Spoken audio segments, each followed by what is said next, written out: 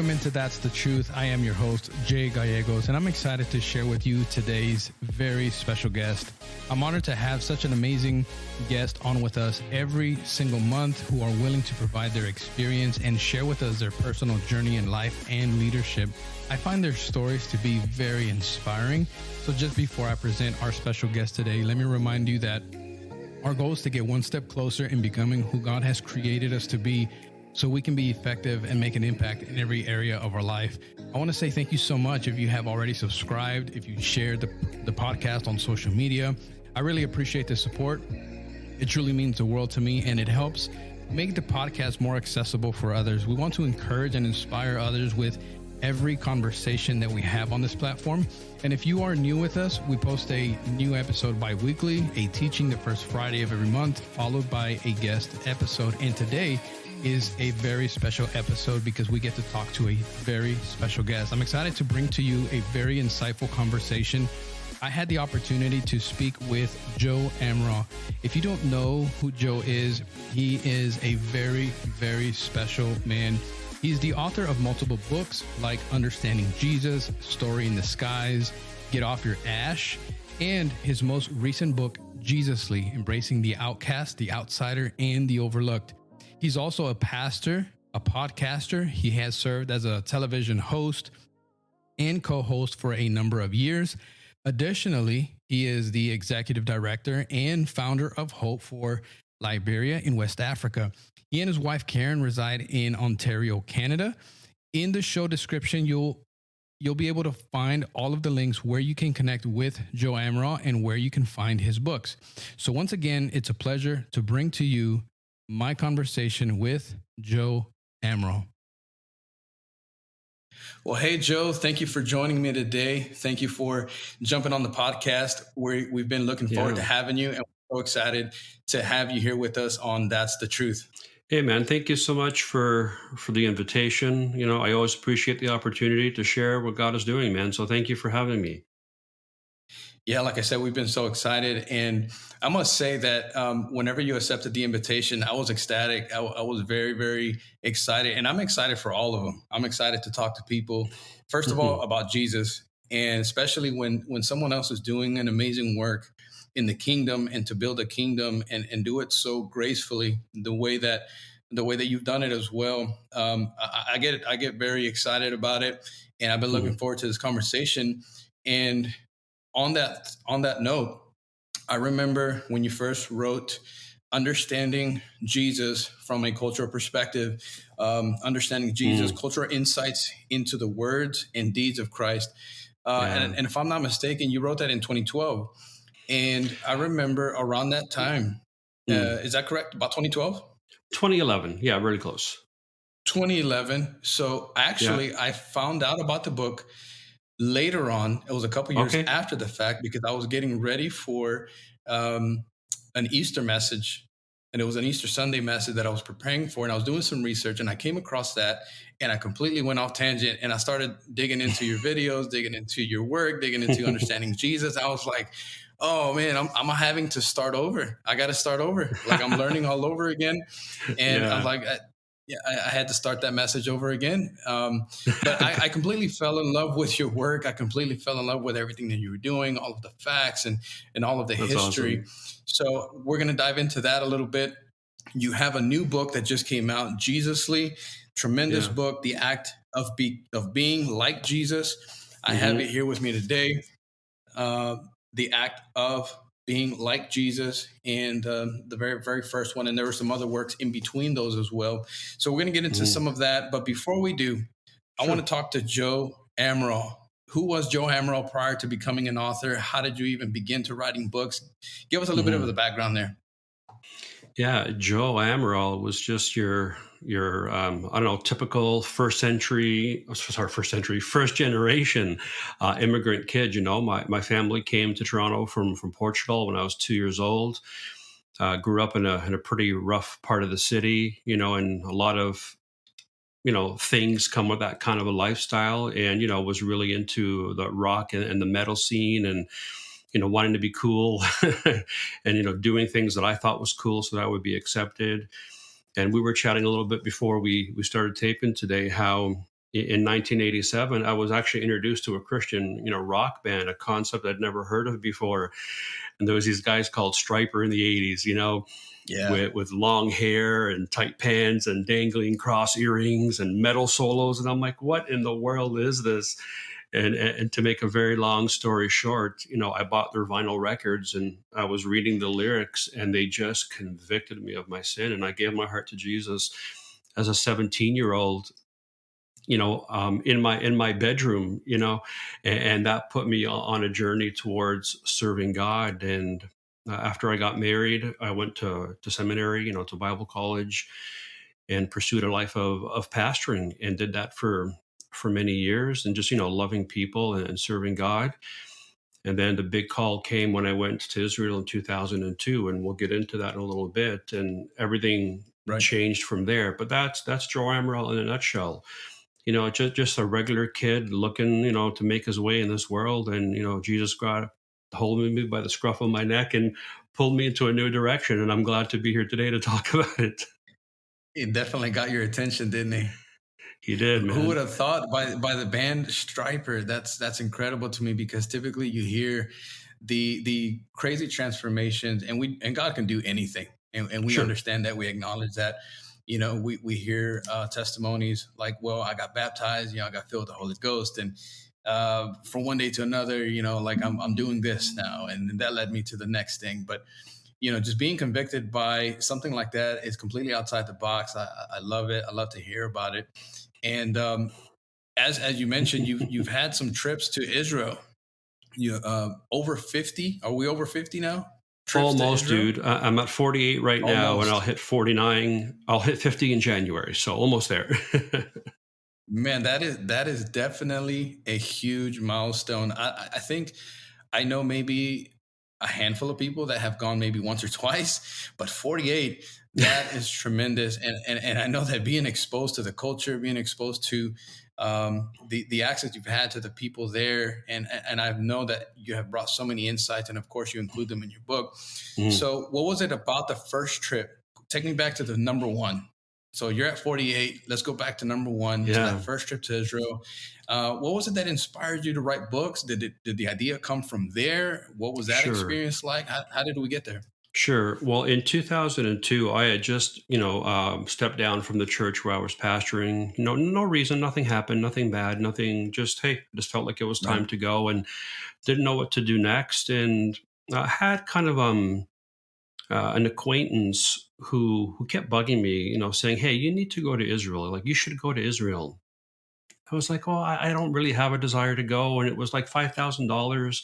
This is in 2002, and I just come off of pastoring a small church of 50 or 60 people, and I said, I don't have the money to go. There was something called the Intifada, which was the Palestinian uprising. There was 4 or 5 suicide bombings a week in Jerusalem. I mean, there Wow. was just no way I wanted to go there. Right. And this person kept on insisting, saying, "I really think you need to go." And I said, "Well, I can't afford to go." And they said, "Well, we'll cover everything if you'll go." And I was like, "Oh, wow." 2 weeks later, without exaggeration, 2 weeks later, I'm on an airplane flying to Tel Aviv for the first time, not knowing what in the world I'm going to run into, not knowing what to expect. And it sounds so like dumb now, 21 years later. When I got there, I remember going, wow, there's a lot of Jewish people here. Like this is, you know, wow, they live here, Yeah. and after spending a few Yeah. days there, you're like, Jesus lived here, like with people like Yeah. this, who spoke like this, who acted like this, who ate like this, who worshiped like this. And after about 2 weeks of being in the country, and even finding out that, his name wasn't Jesus 2,000 years ago, it was a Hebrew name, Yeshua. And I said, what? I don't even know his name. I don't know him. Like, I know Jesus as my Lord and Savior, but I don't know Yeshua the Messiah. Oh, my Lord. I've spent years in seminary and Wow. pastoring. And what have I been telling these people? And just this desire and conviction to want to get it right. Like, who is the Jesus of history? Like, who was he? Not who was Hollywood made him out to be, or westernized, culture, but who was he Yeah. when he lived here in this country, right here in Jerusalem? Right. And I'll never forget, Jay, standing on top of the Mount of Olives looking down at the old city of Jerusalem for the first time, and just kind of being captivated by it, right? It's like a sweeping shot you see in a documentary, and there's the old city walls, right, and the southern steps, and the eastern gate, and the tombs of the prophets, and where the temple used to A stand. sight. And it hits me, and it's like, Jesus was Jewish. Holy, like, what Mm, does that do to my mm, theology and my understanding of this person that I've been serving and telling others about? So when I came back home, I was on a mission. I don't care what my seminary taught me. I don't care what my church tells me. Who does what does history tell me? Who does history tell me Jesus was? And so as I began to look through the scriptures, from that first century Hebraic Jewish perspective, a lot of things began to come to my understanding. Kind of like you said, when you read the book, all of a sudden, well, the wows that were for you, they were just as powerful for me because I was experiencing them as I yeah. was studying and researching. Right. And I'll, Mhm. I'll just, I'll never forget that moment where understanding him in his culture made all the difference in the world. So I often say now, I preach all the time, all around the world, and I love to wake up the church. And I say, let me tell you three things you didn't know about Jesus. Ready? And they're like, yeah. So number one, he wasn't a Christian. Oh, Yeah. number two, he never went to church. And number three, he never Yeah. read the New Testament. He didn't celebrate Christmas. Wow. He didn't celebrate Easter. And people are like, what? I said, think about it. All those Yeah. things came later, and there's nothing wrong with any of those things, but they didn't exist. So who was he at that time? And that's kind of how I start the presentation and the conversation. And maybe even now there's somebody listening going, Jesus was what? Yeah. I mean, a Christian is Yeah. somebody who follows Jesus. So was he a Christian? No. And that's kind of like a comedic way to open up a very difficult door for some people, right? Absolutely. Yeah. So, Great way. that's what happened after my first trip, Jay, and I've never looked back. Yeah, whenever I start going into details and facts like this, especially the ones that I found in Understanding Jesus, you also include a lot of facts in a different way in the new book, Jesusly. But whenever I start looking at in depth facts like that, I start geeking out because I love history and Yeah, especially history of the Bible. And then it's amazing to me. And then that just describes the power of the word, of how so many different people can have an interpretation. You can have a revelation of what it means, an understanding of what it means, but it never gets old. It mm, never gets old. So I totally geek out whenever I'm going through this topic like this, these type of facts, and understanding the underlining things or the things that are kind of hidden behind the words there without understanding the culture. So mhm, when you think about the understanding of the Bible and how Jesus and your understanding of the Bible and the understanding of Jesus prior to going there, what exactly changed in you in how you understood it over the mhm. years after experiencing Israel, the Hebraic culture? So, Sure. at the experience that you have, how has that changed for you personally? Well, one of the things I learned early on, and this is kind of how it helped me to focus on what I needed to, was, so the Bible was written for us, but it wasn't written to us, meaning they weren't Yeah, writing to Canadians, they weren't writing to Americans, they weren't writing to Westerners. Matthew, Mark, and John, especially as Jewish men, are writing to fellow Jews. So they're writing in a way that their countrymen would understand. And what I learned was that certain things, many things, are actually omitted from the recollections, not because they were important, but because they weren't necessary. The example I give is if I mm, said to you, hey, let's have breakfast together on Christmas. Well, you're not going to show up June 5th, right? You know when Christmas is. right, I don't have to tell you. So exactly, when John says, for instance, Jesus came to the temple on the last and great day of the feast, well, everybody in that time period knew it meant the eighth day of the Feast of Tabernacles, the great celebration. But we don't know that. But John doesn't include it. He's like, that's going to insult the intelligence of my audience. They're Jews. Of course they know that's when he came. right, So I used to tell people that my job was to learn what was not in the Bible and teach it to you, not because it wasn't important, because it wasn't necessary. It was just common practice. It was just common knowledge. And so, when I would read these kinds of statements and say, oh, they don't tell us why the crowd was at the eastern gate. It just says that all of Jerusalem showed Right. up. Well, what were they doing there? How did they know to be there? Like that's an odd thing to say. And then you begin to dive Yeah. into it and go, oh, this is what happened 4 days before Passover. Ah, no wonder they were there. So what it's done for me is to ask questions. Why does Jesus stoop twice to write in the ground? Why does he say he took him to Caesarea Philippi? Why not just say he went to the north?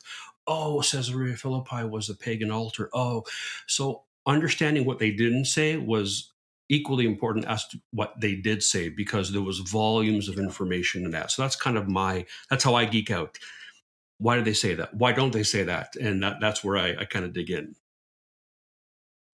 Yeah, yeah, absolutely.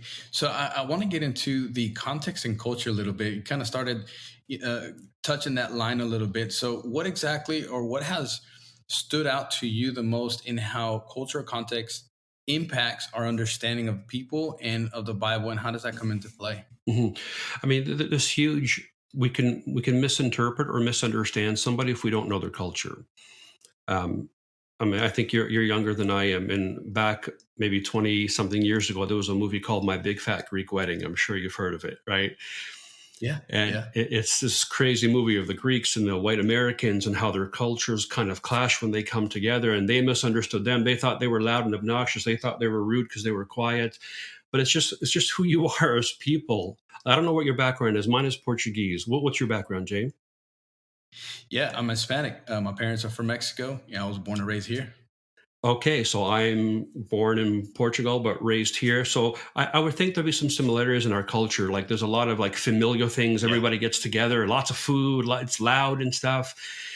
And if you and my wife came from a very quiet, reserved family, who ate with forks and knives and put napkins on their laps. And I was like, is somebody pranking me right now? Who actually eats like this? So if you don't understand the culture, you can misunderstand their intentions and why they say things certain ways. And I was always taught in seminary to go back to the Greek, go back to the Hebrew, the meaning of the words. But I think you have to go even beyond that. And the example I give is, if I said to somebody, I was really in a pickle the other day, most Yeah. people would understand that I was in a tough spot or in a predicament. But in 1,000 years from now, if somebody gets this podcast, Jay, and they say, "Oh, Joe said he was in a pickle," and a pickle is a 21st century word. It's a cucumber that's gone through a process, and so Joe Amaral somehow went inside of a pickle. Well, knowing the original word isn't enough. It's understanding how it was used in that culture, in that context. And Right. so even that, understanding the culture, the way words were used and what they meant, that's played a big part of my understanding or my re-understanding of many of the stories and events of the life of Jesus. Yeah, absolutely. Do you feel that the lack of knowing the context of the culture, the lack of knowledge, or maybe just we haven't been exposed enough to it, do you think that that has led us to maybe misinterpret the Bible in some cases? Yeah, I mean, innocently, absolutely. Ignorance in a kind way. I'm not being mean because we have Yeah, absolutely. misunderstood. Yeah, we have misunderstood things. And if we misunderstand them at their base, the longer we believe that thing, the more off we become. It's like when you launch a rocket and Yeah. you're aiming at one thing. If you're off even just a little bit of takeoff, the further in time you go, the further you're going to miss the mark of where you were supposed to go. So I think a lot of interactions we see with Jesus and women in the Bible, Jesus and the Pharisees in the Bible, a lot of those parables, we misunderstand them. And because we don't know what they actually meant 2,000 years ago to a Jewish audience, we're like, oh, this kind of fits the narrative that I know about. I grew up in this environment. So that must be applicable to me. And so although we can surely, add on personal meaning, we can't do that at the cost of the original meaning. So when we replace the Right. original meaning with our culture, that's where we kind of go off. But if we say, "Oh, this is what Jesus meant. This is what he was saying to that specific person or that group of people." Oh, wow, that Yeah. also applies to me too. And then we add on to that. That's where there's safety. The danger is when we replace totally the original meaning with our experience, and then we just kind of go way off. And that explains why there's so much diversity in the church and the belief system, is because we've missed the original intent from 2,000 years ago.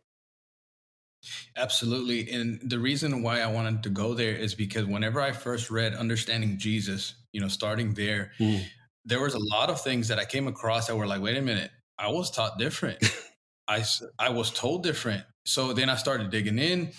I don't take anything for face value. I start asking questions and I get to the bottom of it. Yeah, Okay, good. so what is it? So then whenever I start going in and I start digging into what you were sharing, I was like, yeah, that makes sense. Absolutely. That makes complete sense. So ever since then, I've been a complete advocate for your work. Everybody that comes over to my house, honestly, you saw me pull the book out right from behind my shelf here. I mean, I have it here. When people come over, have a cup of coffee Mm. with me, they start asking me about books. Then we start having a conversation about whatever interest they have about that book, and that one has definitely come up several times. And Wow. I've shared it with other people. I've recommended it, and I've said, hey, look, if you teach and you preach, you're talking to young people, you're talking Hmm. to adults, young adults, whoever it may be, any form of teaching or preaching the word, you have got to get your hands on this Hmm. book. You have to have a good understanding from the insights that Joe Amaral shares, because it'll change you. Mm. And that's exactly what it did for me. It completely changed my life, my perspective in the way that I Awesome. teach, that I preach, and that I share Jesus, because I could understand it. Exactly what the book title is, Understanding Jesus. I got to Yeah. do that. It's awesome. It's always humbling and very touching when you hear, something that you've done is impacting people. That's why we write, right? We want to impact people. But it's so amazing to hear people come away and saying, "Wow, I've totally misunderstood that passage," and I always wondered why this would happen in my life, and I was taught that it meant this. And then when you kind of come back around to the original meaning, you're like, "Oh yeah, that does make more sense. It does fit." And I tell people everywhere I go, it's important to understand his original intent, because if we miss that innocently, like I said, we tack on stuff that really was never meant to be there, and we miss what was actually there. Right. What would you say would be the one of the most common things with your experience? What is the most common thing that you would see that has been misinterpreted? Wow, how long is the podcast? I got time. I got time. I mean, of course, there's so many things, just Right. culturally and, in regards to the feasts and the holy days and all those things. But something that I can share personally that really impacted me was just Yeah. about fourteen years ago. My father died. He had a stage 4 brain tumor, and it was just, I'm sorry. incurable. And it was just an awful experience to watch this healthy, vibrant, faith filled man of God just deteriorate and then die right before my eyes. And I remember that just really deflating my faith and taking it out of me. And anyone who's lost anybody, who's suffered loss, I'm sure that they could relate to the disappointment that you feel in that moment. And it was so bad, Jay, I couldn't go to church for about 6 months. And I was on television by then. I Yeah. was already Yeah. writing, I already was making a name, for the ministry. And we would walk into a church and they'd sing, "How great is our God." I'm like, no, no, I can't sing that right now. I just, no. Yeah. And then I haven't talked about it in a while, so I forget the exact reference, but there's the story of where a little boy is troubled by a spirit, and the disciples try to, cast it out, and they can't. And so then Jesus comes and casts out the Yeah. spirit, and he says, "Don't you understand? If you had faith the size of a mustard seed, you could speak to that mountain," right? And Right. everybody Right. takes C. If you have a little bit of tiny faith, you could move the mountain.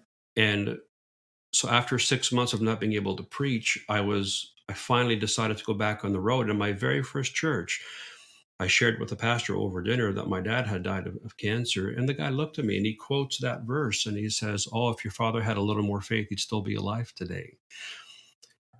And Wow. I'm going to be honest, I wanted to reach across the table and just, extend the right hand of Mm. fellowship, as they say. And Right. I was like, "Lord, that better not be what you're saying in that verse." Because as my father was dying, as he was unconscious, if you would sing worship songs, he would begin to hum Mm. along and like he just wanted to worship you. So how could anybody say he didn't have enough faith? And after a little bit of Ouch. research, I'm like, oh my goodness, we've totally misunderstood what Jesus said.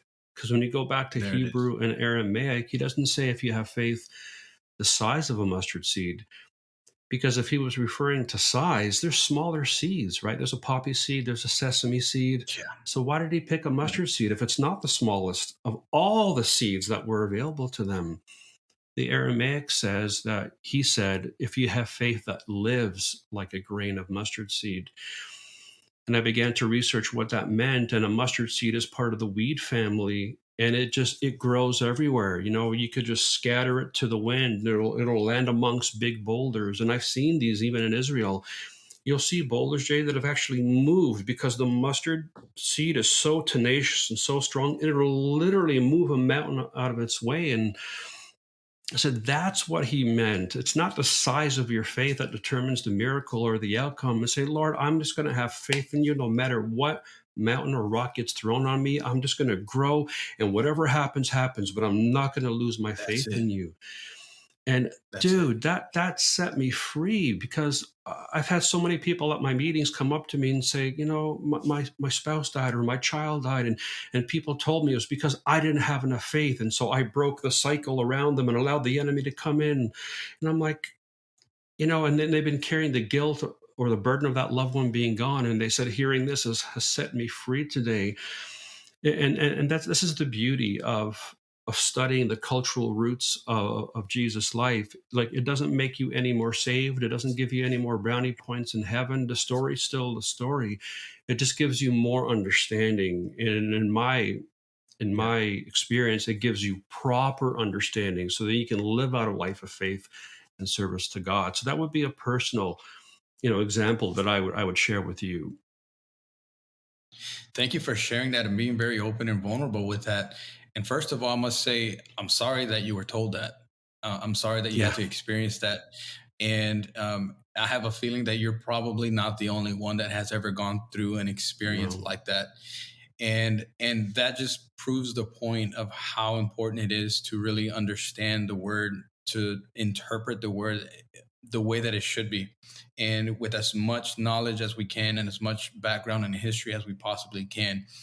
So thank you for sharing that. And one of the things that Yeah. you've mentioned in your podcast before, because you do have a phenomenal podcast, you start talking about the book, and you start sharing about your experiences in Israel, and you share so many great insights, some that are included in the Mm. book, some that are not. But to be Mhm. able to hear you describe that, you do that so gracefully, and I love it. Thank you, And man. one of the things that you mentioned, and I believe it was a conversation that you had with your wife Karen, if I'm not Mhm. mistaken, and this was the Yeah. comparison of a Hollywood Jesus versus Mm. the Jesus behind a clear cultural lens. Can we talk about that? Yeah, every time you see a movie, I mean, there's been a couple recently, and the new series. Oh my goodness, what's the new faith series about the life of Jesus? Chosen, the Chosen. I mean, they Chosen. really get a Chosen. lot of things right. I mean, they've done a phenomenal job of looking at culture, and they actually got a guy who's Middle Eastern to play Jesus. Thank God. Uh, but you watch Jesus of Nazareth, King of Kings, all these great epics or stories of Jesus. It's always the same. He's always got a British accent, blonde hair, and blue eyes. And I'm like, I've not Yeah. met a Jewish person who looks or talks like that in Israel. What are you talking about? Right. And Right. you know, I mean, Jesus of Nazareth, Robert Powell, who played the role. I mean, growing up in my household, we had a big poster of his face on our wall, and every time I would pray, that's the face I would see, and I would hear this beautiful King James type of voice coming out of his mouth with that lovely British accent, and that's how I saw him. And then you get to Israel, and everybody is hey, hey, and they're speaking all this. They're totally different, and Jesus is Wow. always very polite and proper in the movies. And you go to the Middle East, you're like, not so much. They're a very straightforward kind of people, very pushy, but just very much who they are. And this is who he is. So seeing the Hollywood version of Jesus versus the historical version of Jesus, even like I said, his name, Jesus, in my research, I discovered that the letter J is just over 500 years old. So before that, it was always the Y sound, So Joseph would Right. have been Yosef, right? I mean, Javier, I Yeah. mean, all the J sounds would have been that Y sound.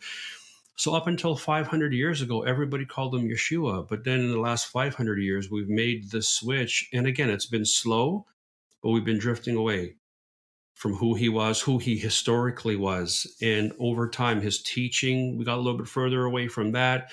And, it's where we are today. So I'm thankful that I get Right. to play a very small role in trying to help people come back to that biblical, historical, cultural Jesus.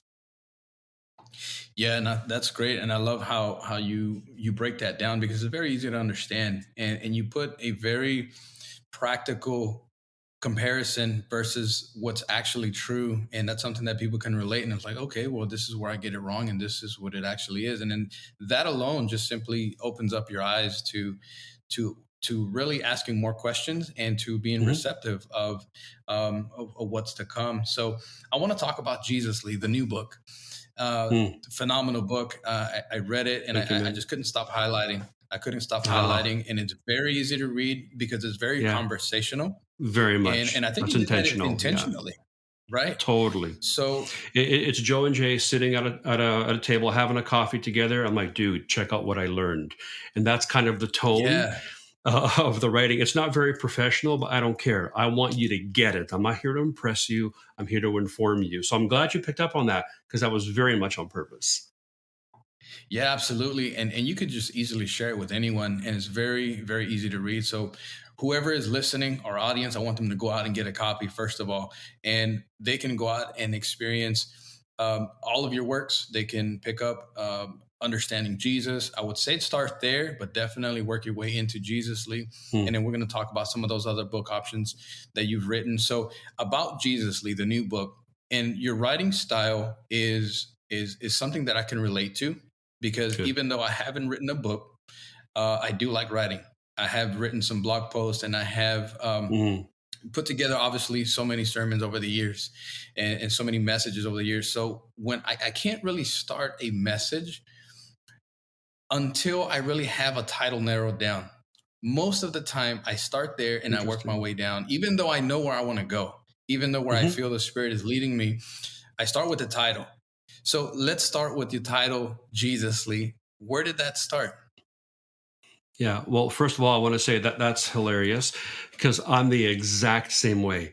I can't even put Really? pen to paper until I have my title and my subtitle set. That's the first thing I have to Yeah. do. And then I go and Structure, I see if friend. the, yeah, isn't that funny? It's just the way our brains work. And so then I go and I see if the domain is available. And then I go to Amazon to make sure there's no other book with that title because I always want to be original if I can. So that's the first Yeah. thing.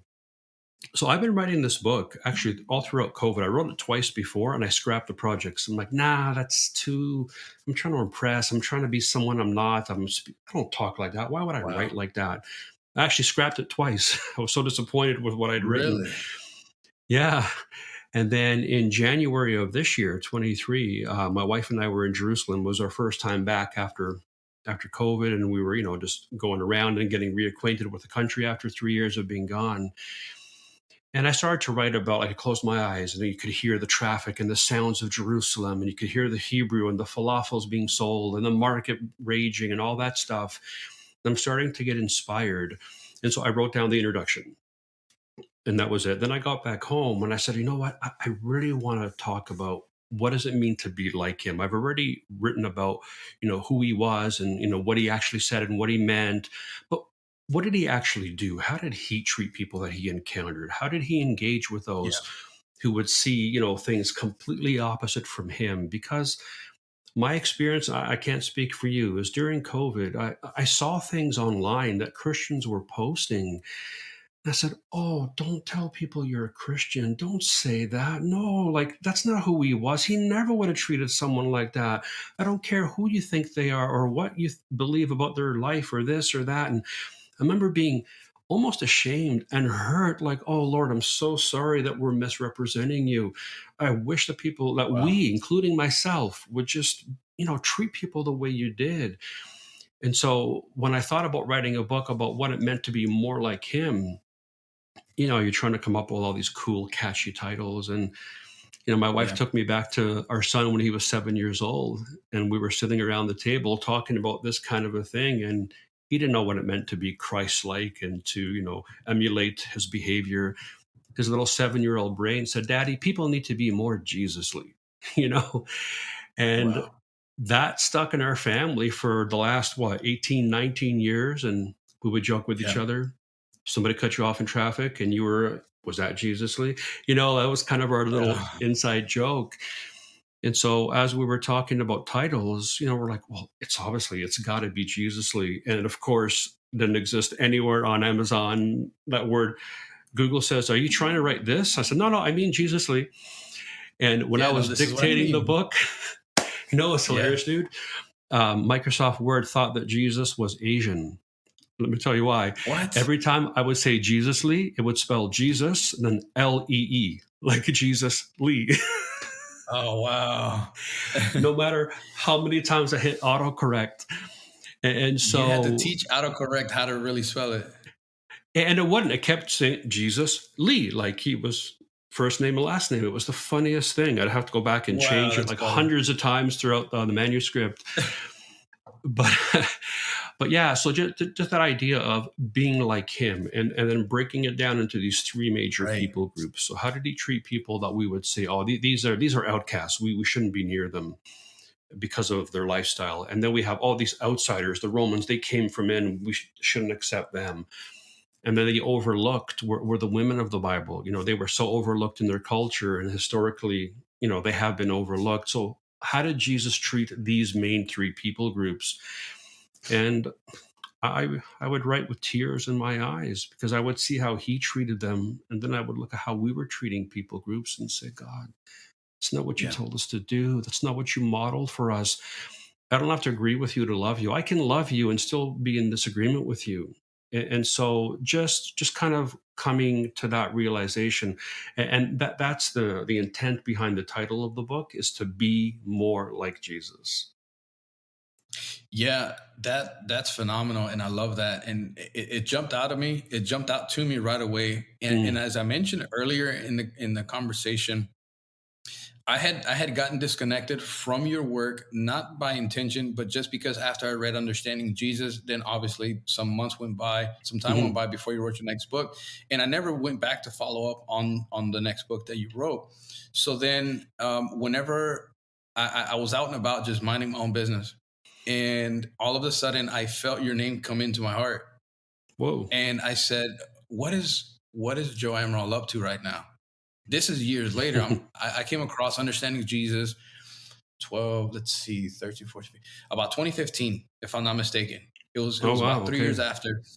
So then, here recently, around the time where I sent the invitation, I really truly felt in my spirit, what is Joe Amaral up to? So I started looking you up. I started looking you up on social, started looking up the website, Hmm. and I saw that you had gone through so many great books, and I was like, man, I got to catch up. I got to catch up. So that's exactly what I did. Went out and got the book. I read it.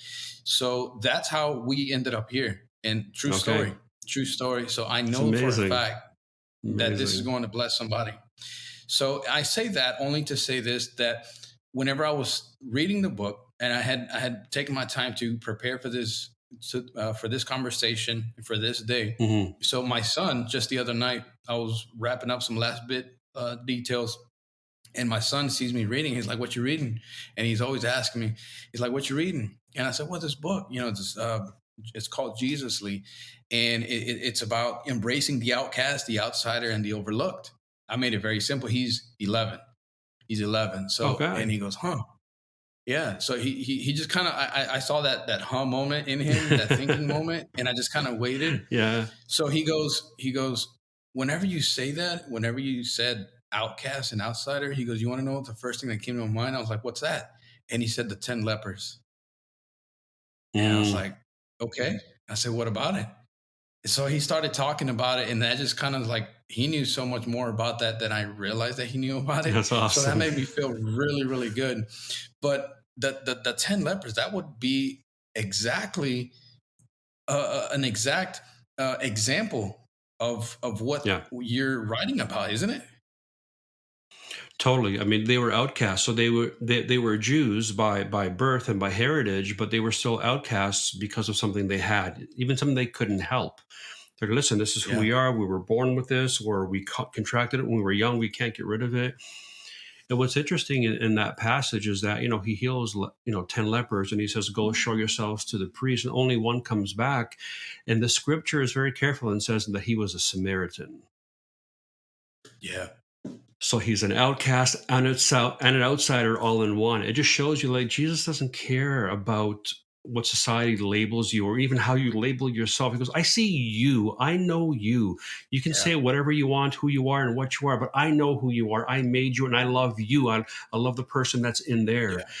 And so Jesus is constantly he's crossing these social and religious barriers that no one would dare cross, because you would lose the support of the temple and of the priests. And Jesus is like, I don't care about that. I care about people, not policy, not procedure, not politics.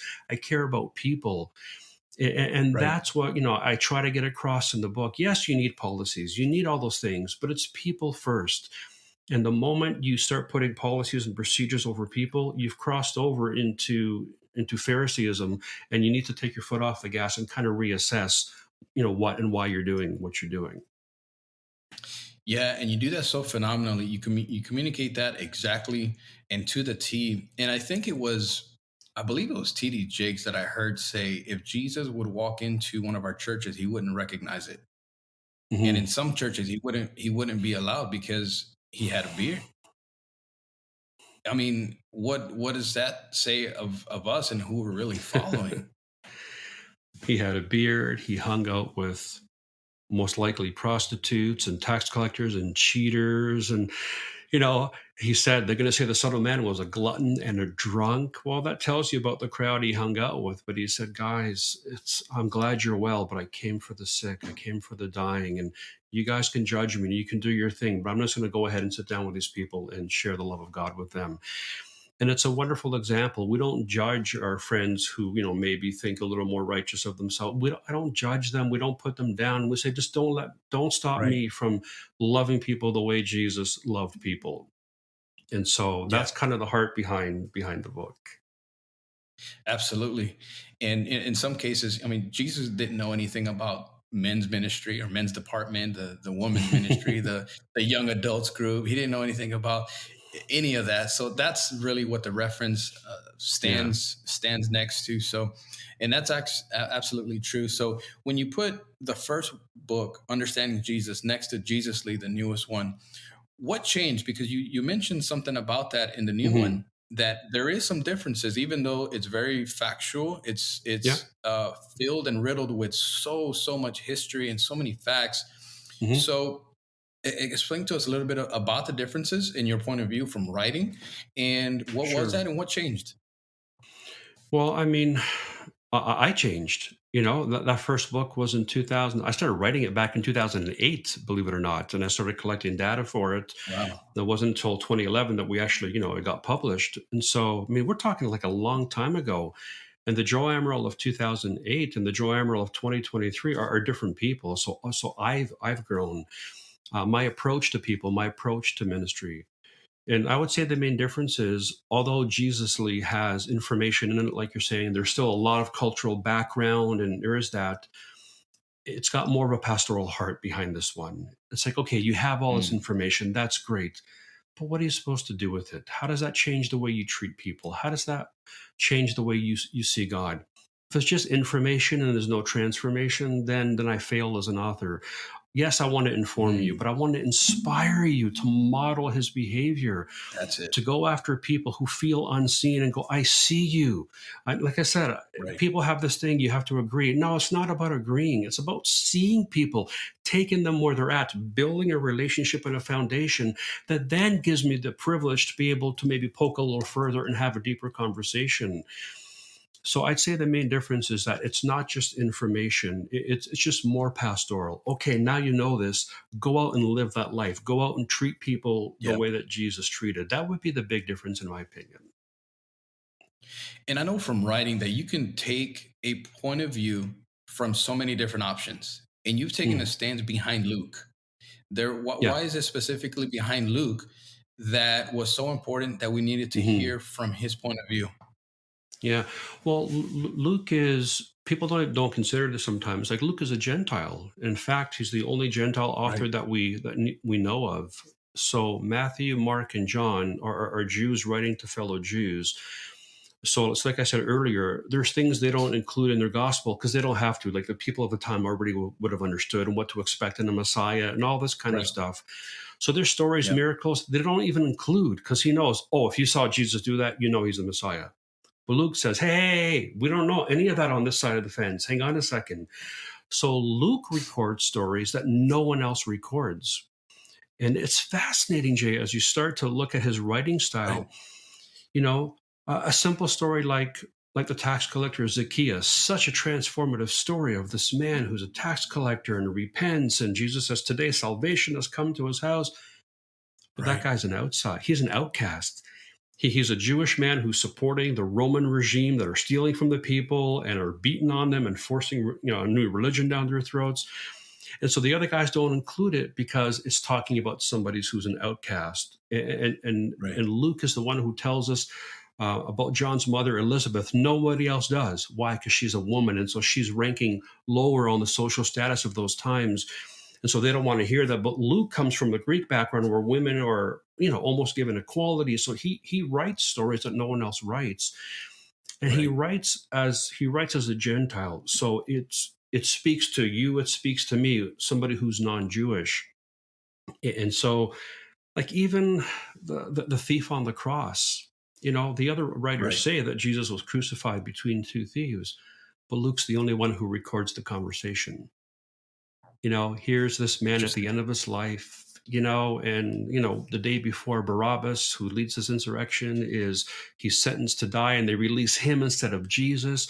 And Yeah. these two men on the cross are probably part of that whole thing, and they're judged by society, they're judged by religion, and he says to Jesus, like, remember me, like, Right. see me. Don't remember me for who I am in this moment, but remember who I used to be before I made that error in judgment. I made that mistake that led to this place.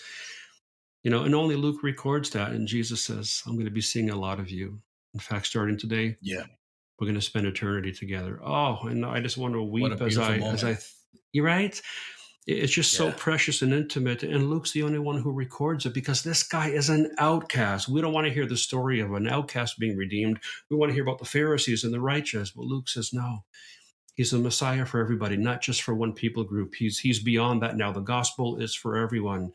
And that's why I chose Luke. And all the stories come from his gospel because of that perspective.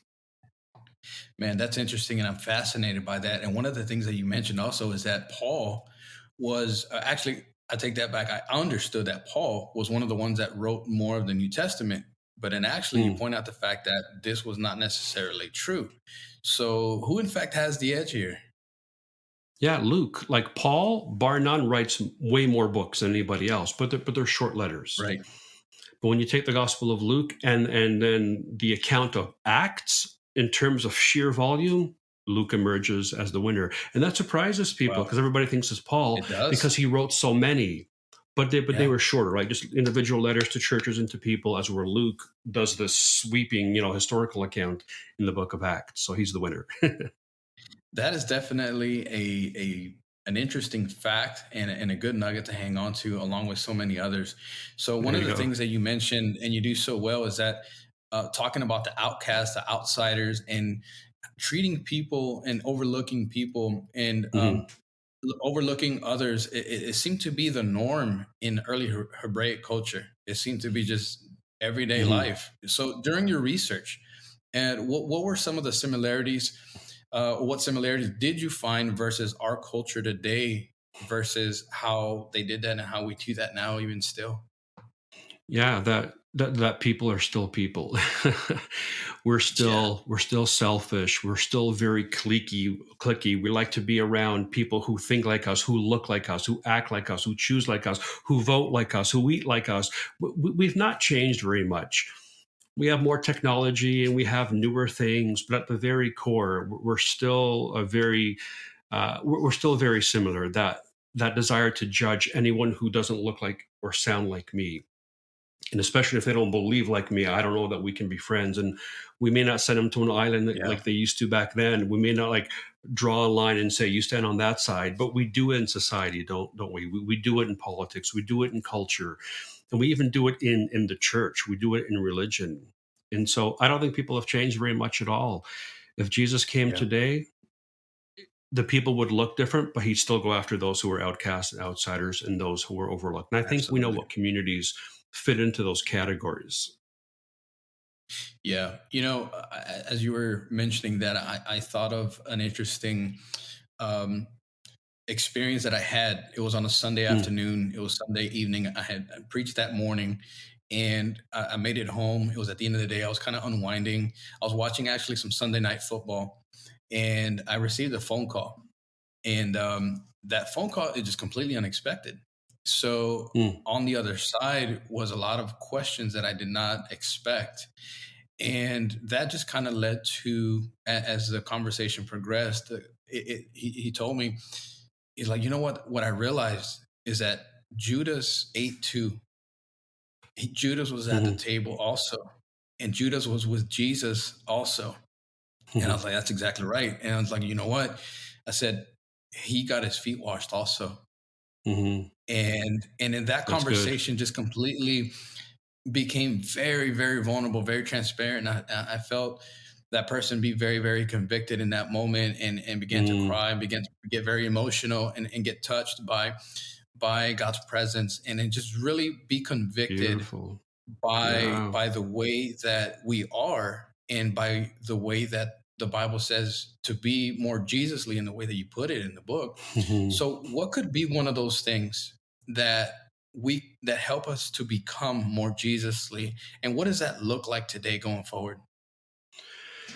I mean, it's a really big question because the easy answer is to say, "Oh, just to be more like Jesus." Yeah, but what does that mean? Yeah. I mean, our society is so polarized, especially when it comes to certain, issues, individuals. I think, what if my children was one of those people that were considered to be an outcast or an outsider or somebody who was overlooked? I'm like, Lord, how would I want people to treat, my son or daughter? I, that would be kind of the the ground or the framework for how I would want to treat other people. So I, Yeah. it's a really hard question to answer because, like I said, the blanket statement is, "Oh, just be more like him." But I know what I want to say now, without preaching a 40-minute sermon on how to do it. It's Yeah. just everybody wants to be seen. Everybody wants to be recognized. Like I exist. I matter. And Jesus had that knack of pushing things to the side, pushing back past the nonsense and the fireworks and all the crazy that was going on, and say, "Hey, let's sit down. I want to have supper with you. I want to get to know you." And so, getting to Right. know the people that we would disagree with, getting to know people who would be on the other side of issues that we would argue about. Once you get to know a person, it's hard to hate people once you get to know them, once you begin to understand their mindset and go, "Oh, that's why you think that way. Well, this is why I think this way." And Jesus always promotes dialogue. And if we can get talking to the people that we disagree with, if we can get talking to the That's it. people that we see as outcasts, Yeah. it's hard to dislike Right. somebody once you get to know them. I've had this happen where I've heard stuff about a person. I've walked in with an attitude right away going, "Oh, I'm not going to like this person." And then we sit Yeah. down over like a 2, 3 day conference. I'm like, "Oh, wow, they're actually really nice. Why did I even think that about them?" "Oh, Yes. because they said Yeah. that." Well, how about we get to know people for ourselves if it's possible? We can't get to know everybody. Right. But I've had that happen in my life where those barriers get broken away once you start to get to know people. So get to know people who are different than you. That's what Jesus did. That's what he modeled. Yeah, Joe, you know what? I had a very, very similar experience. For the first time that Okay. I got invited to preach at a youth camp in Honduras. And I went there. The people are just phenomenal, so friendly. But there was this one Mm, gentleman that was part of their team and part of their the leaders that were organizing, but very serious, very formal. And I'm an introvert, to be honest with you. I don't know if people can okay. tell. People that know me know that, but I'm not the first to speak. and I rather listen than to speak. So to be able to do this Okay. platform, on a side note, is a challenge for me, but spirit led for sure. So Mm, when I got there, I noticed this man was very, very serious, very didn't smile much at all, and I was like, man, what's wrong with this guy? I'm gonna be very open and very, very honest. sure. Like, what's wrong with this dude? Like, why is he so serious? You know, like we're here with young people. We're here, doing the kingdom work, and like, you should be joyful. Like, what's wrong? And I was like, okay, well, maybe he's just like that, right? Long story short, by the end of the camp, we had gotten so close. Mm, And I remember exactly when that shifted. It was when we began to talk. In one of the yeah. one of the breaks that we had, one of the intermissions that we had in the middle of the day, we had lunch before we went back to another session. We got to talk, and some of the leaders just kind of gathered around, and he was asking questions and questions and questions. And by far, do I have all the answers? I do not have all the answers, but Hmm. I was sharing my experiences, my walk Sure. with God. So that was a transition there. But you're so right. Whenever you start asking questions, you start talking to people, and you start Mm. really getting to know them, my perspective changed. And by the end of the day, we were taking pictures together. We were talking, Yeah. exchanging information. Hey, let's keep in contact Stay with in each other. touch. Yeah. But you're so Yeah. right. This is what we see Jesus do, man. Everybody's like, like Jesus is starting to get some momentum and he's getting the crowds follow him. And then he makes a decision to go into a certain house. And the disciples are saying, Lord, don't you know what's going to happen if you go in there? Like people are going to start talking smack about you. You're going to lose followers. You're going to start Yeah, losing yeah. your momentum. And that's when he said, I'm here for the sick. And so it doesn't matter what people say, man. Just you can't go wrong in loving a person, like really just taking the time to get to know them.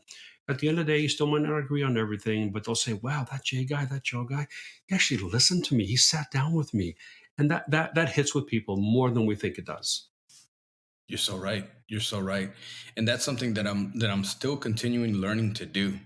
And because there's information that I want to share with the person, that I want to be able to Hmm. speak, but sometimes I feel restricted. It's like, no, no, like let the spirit do the work. Like you don't have to say anything. You're not changing the person. I feel convicted that way. And it's like, just listen. And by the end of the That's right. conversation, if it's like a counseling or a mentoring type of conversation, most of the time, or in many cases, the person that asked the questions will answer their own question just by simply Hmm. speaking it out and me listening. It's like, I didn't do anything. I did nothing. I just simply listened, and then they felt better afterwards. And in some cases, of course, you add your touch to it, but most of it is Right. listening. Yeah, it makes a big difference listening for sure, man. You've experienced that as well, in pastoring and mentoring and talking to people and working with so many different types of Absolutely, cultures. man. Absolutely. Like I said, at the end of the day, people want to be heard. They want to be seen. That's the bottom line. We all do. Right. So there's one question that I really wanted to ask you before I let you go. And I know you've Sure. done a number of podcasts, you've done a number of interviews, you've been a number of times. You've actually been a host and a co-host on the 100 Huntley Street, Yep. and you've been on as a guest as well.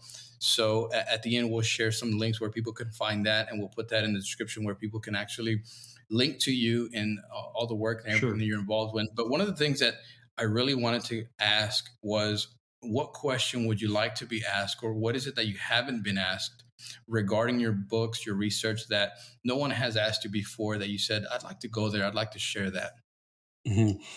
Well, you're asking the question, but we answered it earlier, which was really cool, and nobody's really gone into that. Okay. Was what's your Wow. process in writing? How do you like? I've been privileged to sit down with guys who are like giants, right, in the writing world, who have sold millions of books. And the first thing is, I'm like, how do you write?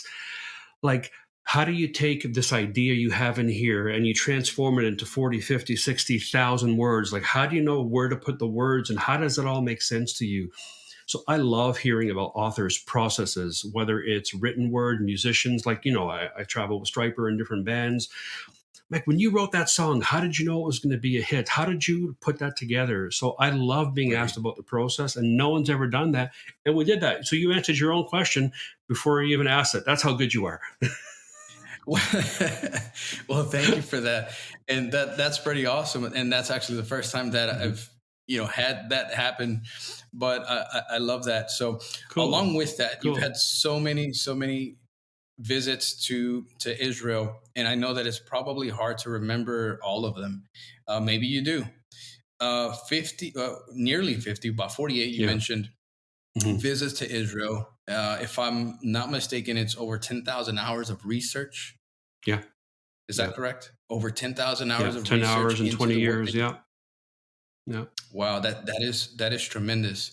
So my question simply is, after so much time digging in and after so many visits, what continues to drive your interest in continuing to learn, continuing to dig into the Hebraic culture, Hmm. continuing to visit Israel? What keeps you doing it? Sure. Well, in terms of, of learning, just hearing people's stories about, hey man, I read your book, and when you said that and you brought this new light to that verse that brought me so much peace or released me from something I was holding on to. So knowing that in 50 years from now, like I'm going to be gone, right? And the books are still going to be here. Like Right, it's this passive right, immortality. It's like long after I'm gone, something I wrote can still help somebody who's struggling with their faith or with their walk with God. So that's a real driving force for me, saying, Lord, I don't want to just impact this generation, but I have the ability to impact future generations with the written word. So that inspires me that way. And in terms of going to the land of Israel, listen, I'll be honest with you. I've been to Jerusalem hundreds and hundreds of times. I know Jerusalem better than I know downtown Toronto or New York. I mean, by far. And sure, it can get old, seeing this, seeing that. But when I take people for the first time and they're like, Jesus died here, he preached a sermon here, this is where he called his first disciples, and just seeing the looks in their eyes when they have that first encounter experience, I kind of live vicariously through them in that moment, even though I've seen it like 100 times. yeah, So yeah. that's kind of what keeps me going, is living that first experience again through my tourist eyes, for sure. That's awesome. I love that, and to be able to relive that, that I'm sure that is a special moment. Live that to relive it through other people, Yeah. and Yeah. that also speaks to your love, your passion, and the level of your leadership. Because you could easily said, "Well, I've done it already. I've done it so many times. People can come over. We can talk about it. I can write about it." But your willingness and your openness to include people and to continue not only sharing through books, through your website, through podcasts, Hmm. but doing it in person. So you guide tours also, right? Hmm. Yeah, I lead all the tours that I take, for sure. And so, like, we'll all do the Bible teaching on location, and that's one of my favorite things to do. Okay. So, we'll crack open Matthew Right. 16. Hey guys, we're standing at Caesarea Philippi, but Matthew doesn't describe what Jesus is seeing. So, look, this is what he saw, and I explain it and give context. Oh, and when you hear that, you're like, there you go. It was worth the 11-hour Yeah. flight. You know. Yeah, that's it. That's it. So after understanding Jesus, you got stars in the sky, you got get off your ash. And I Mhm. want to pronounce that SH very clearly because Hit that that is hard. the title of your book. Get, get off your ash. So, and then you came Jesusly, the act of being like Jesus, the newest book. So, what lies Mhm. ahead for Joe Amaral? Is there any upcoming projects outside of writing that you would like to share with us, or people can connect with you on? Sure. Well, there's a couple things in the works. Like right now, I'm co-writing a men's 40-day devotional for men. I don't think I'm Okay. supposed to say the name yet because they haven't said all of that. But yeah, it's Okay. a 40-day That's okay. devotional that I'm co-writing with a good friend of mine, and it's Awesome. directed to men. Like just how to walk with God. And then I have a new historical, another, kind of like Jesusly style research book in the works Okay. right now that I'm hoping to have done for Christmas. So Awesome. there's that. The best way to stay in touch, honestly, it's social media, right? I mean, on Yep. Facebook, it's Joe Amaral Public, right? Personal Right. page. You don't want to see me eat muffins and all that boring stuff. Go to Joe Amaral Public, and that's where I post about my travels. Like where I'm preaching a pastors conference in Fiji, later in the year. I'm going back to Africa in a couple months. I'm going back to Israel, soon. And so if people want to kind of track with the adventure and live vicariously through me, that's probably the best way to do it, is through social media. And all of the books, just go to Amazon, type in Joe Amaral, and you'll see those 5 books come up for sure.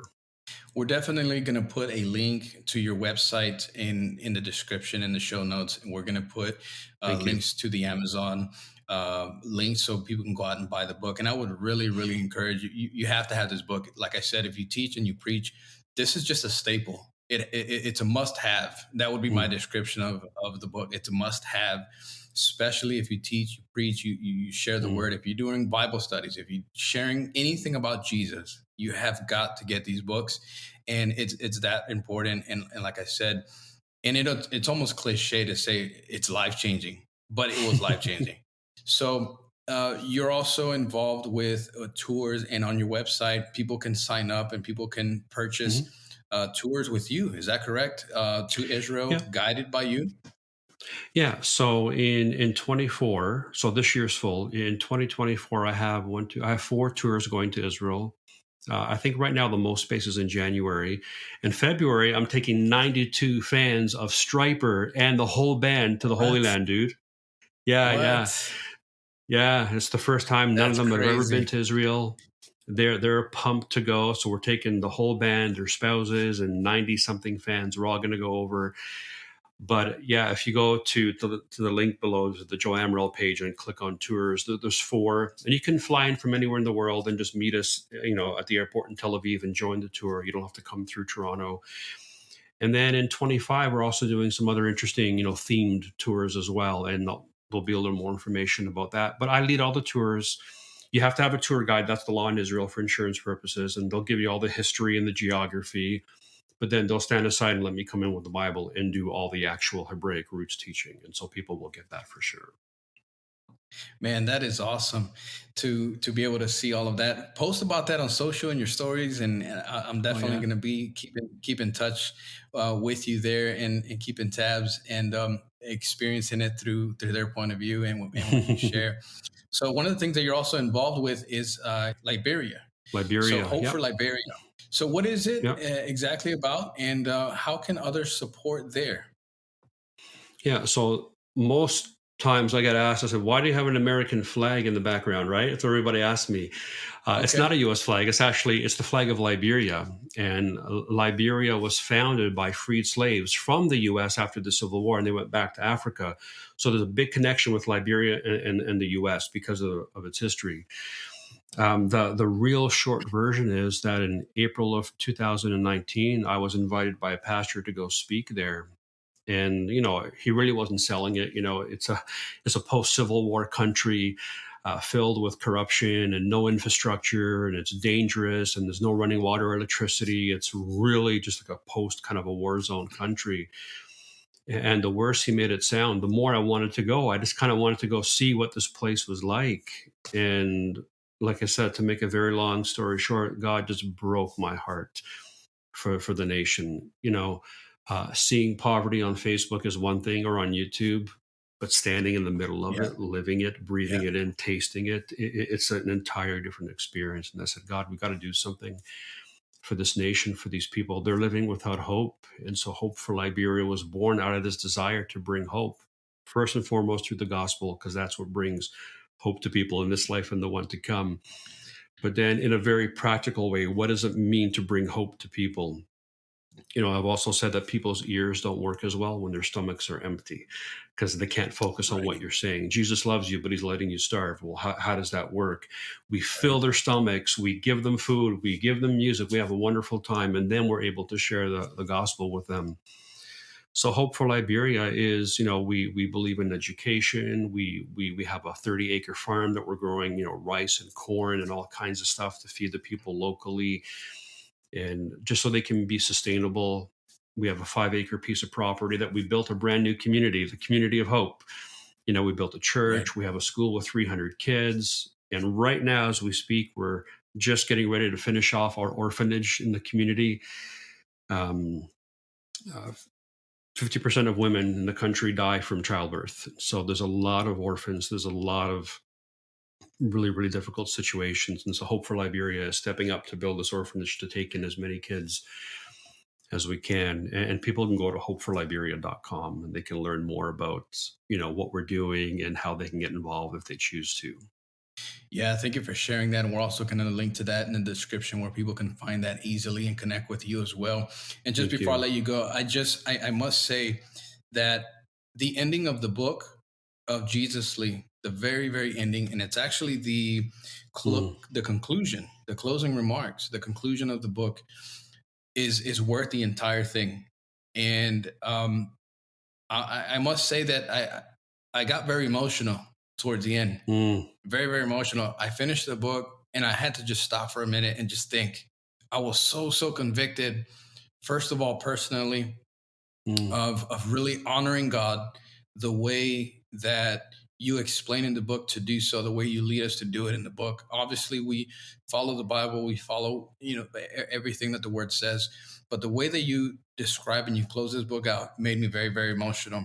And I'm not mm. going to ruin it. I'm not going to share it with everyone. Okay. They're just going to have to go read for themselves because it has to be a personal Yeah. Yeah. conviction. It has to be a personal emotion. So all I'm going to say, I'm gonna give a teaser. I got to give a teaser.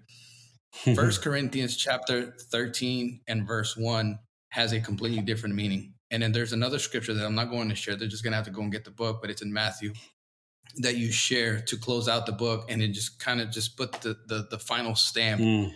on the book. And honestly, I finished the book, I closed it, I stopped for a minute, I prayed. Yeah. Um I just kind of experienced that moment, and I let God work in me. And I went and talked to my Wow. wife. I went and talked to my wife. I said, I finished the book, and I can't wait for this interview. I can't wait for this conversation. I know it's going to be Yeah. special. And I said, I'm struggling to get my words out, and I'm honestly getting emotional right now talking about it because I still feel that. Yeah. But I shared with her what I was feeling in that moment, and I said, look at what he shares here, and that again was life changing, and just finished off with a bang. And that was Wow. awesome, and I loved it. Thank God. Thank God. That's all I can say. I can't take any credit. He gives you the words, and if he's given me any kind of a gifting, it's just to say what he has said. And so, yeah, like you've already mentioned, I'm hoping that people will get a hold of it, not for sales, not for promotion, but for change. The church needs to we need to get back to being more like Jesus, and just forget the nonsense of today. Whatever's going on in the world or in your country, just put that all to the side and say, Lord, help me to see people. Not parties, not organizations. Help me to see people first, Lord. And if we could do Yeah. that, I'm telling you, it's gonna change our community. It's gonna change our nation once we start to see and love people the way He did. And that's the heart. And thank you for sharing that testimony with me. As a writer, that's so encouraging to know that the words God gives you can have an impact on somebody, thousands of miles away. So that's awesome. Thanks for blessing me with that. I appreciate it, Jay. All the way to South Texas, here in Houston. It has Yeah. been a pleasure and an honor to have you, Joe Amaral. And I hope and I pray that we continue the relationship, that I feel like there's a friendship that I began think here. so. I And feel it, man. and I really hope that we continue connecting. And I'm looking forward to your continuous work, your continuous research, and I'm here for it. Thank you for being on with us today and being so gracious with your time. Thanks for having me, bud. I appreciate it, man. Thank you for being part of our conversation today. In the description below, you will find links where you can connect with Joe Amaral. And if you enjoyed today's podcast, go ahead and subscribe so you don't miss out on anything. Also, if you would like to contribute in helping us reach others, I invite you to do so simply by leaving a good rating. You can leave a review or even share it on social media, and that would mean so much to me. And in the meantime, I'd love to hear from you. In the description below, you will find the links where we can connect. Let me know how this was helpful to you. You can also visit my blog page where you can find more helpful content like this at inspired2inspire.org. That's inspired, the number 2, inspire.org. For now, continue moving forward in the direction God is leading you. Continue taking steps closer in becoming who God has intended you to be so you can be impactful in every area of your life. God bless, and we'll see you on the next one.